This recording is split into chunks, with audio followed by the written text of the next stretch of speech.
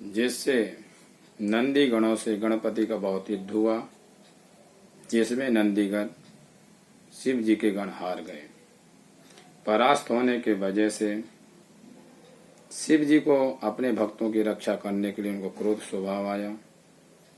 उनने गणपति का गर्दन भी धड़ से अलग कर दिया अपने त्रिशूल के द्वारा, जिसमें मां पार्वती को पता चला तो पूरे सृष्टि में हाहाकार मचने लगा। सभी ने महाराज सांस लेना बंद हो गई, बहुत दुर्दशा होने लगी। आखिरी में सभी देवी देवताओं ने विष्णु के पास गए, विष्णु से विचार किया गया, शिव जी का क्रोध शांत किया गया। शिव जी ने आदेश दिया, जो भी जंगल में पहला मिल जाए रास्ते में उसका धड़ लेके आइए, हम पुनः इनके पार्वती की गुस्सा को शांत करेंगे, इस बालक को जीवित करेंगे। विष्णु धड़ ढूंढने के निकल पड़े। वहां हाथी का बच्चा जंगल से घूमते हुए निकल रहा था, उनका धड़ ला करके लगा दिया गया। सभी देवी देवता की तपस्या के प्रताप से पुनः गणपति जीवित हुए, जिनका धड़ गणपति का धड़ जो हाथी का है वो अपने धर्म की रक्षा करने की वजह से, माँ की आज्ञा पालन करने की वजह से उनको यह धड़ प्राप्त हुआ। इसलिए कहते हैं हम किसी भी देवता या किसी भी देवी या किसी भी संत का या किसी भी गुरु का हम सेवा करते हैं, उनके बताए हुए मार्ग को ईमानदारी से फॉलो करते हैं तो उनकी तपस्या हमारे जीवन की सुरक्षा करती है। क्योंकि बिना तपस्या किए उनकी पूजा नहीं होती है। वो अपने जीवन में बहुत सी तपस्या करते, बहुत सा त्याग किए, इसलिए मंत्रों का सर्वश्रेष्ठ इसलिए कहा गया है। चाहे देवताओं का मंत्र हो, चाहे देवी का मंत्र हो। इसके बाद में जब हम कह रहे थे कल कि नारद जी ने काम को जीत लिया, काम की बहुत से अनेक प्रकार के आदमी अनेक प्रकार की परिभाषाएं निकालते हैं। काम का मतलब है इच्छाएं, और इच्छाएं कोई नहीं जीत पाता है। शिव जी ने, नारद जी ने जब शिव जी से बोला मैंने काम को जीत लिया, इच्छाओं को जीत लिया, शिव जी मना इसलिए किया था कि जब समुद्र का मंथन हुआ था, जब अमृत बांटा गया था, तो भगवान नारायण ने मोहिनी का रूप धारण किया था।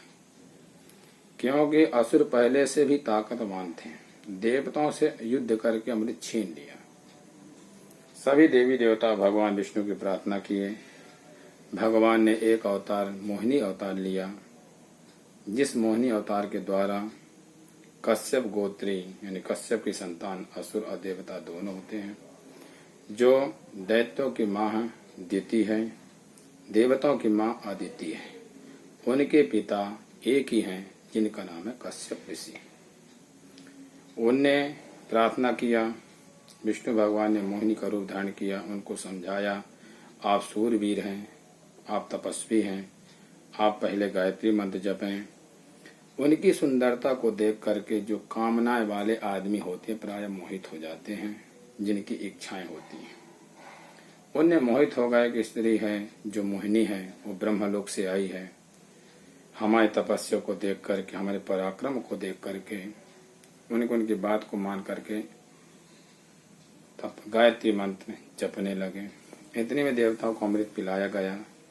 उसमें से राहु नाम का एक दैत्य था, वो सूर्य चंद्रमा के बीच में बैठ गया। जैसे अमृत पान कर लिया, सूर्य चंद्रमा ने इशारा किया कि प्रभु ये देवता नहीं है, असुर है। जब अमृत पान कर लिया तो अमर हो गया। शिव जी ने उसको, भगवान नारायण ने पुनः चतुर्भुज रूप धारण किया, मोहिनी रूप छोड़ करके असुदर्शन चक्र से उनके दोनों धड़ को अलग कर दिया, गर्दन अलग, धड़ अलग हो गया, जिसका राहु केतु नाम पड़ा। इसलिए जब ग्रहण पड़ता है तो चंद्रमा और सूर्य को ही दर्शा जाता है, ग्रसित करते हैं, क्योंकि उनने उनकी चुगली किया था, बताया था।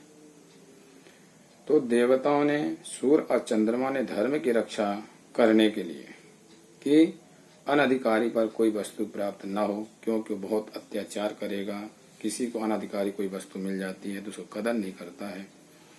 इसलिए उनने नारायण को बताया।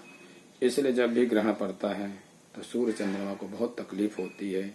इसलिए हमारे शास्त्रों में कहा गया ग्रहण के समय न तो सोना चाहिए न खाना खाना चाहिए, जितना ज्यादा हो सके भगवान का कीर्तन करना चाहिए, भगवान का जप करना चाहिए, क्योंकि आज हमारा देवता तकलीफ में है।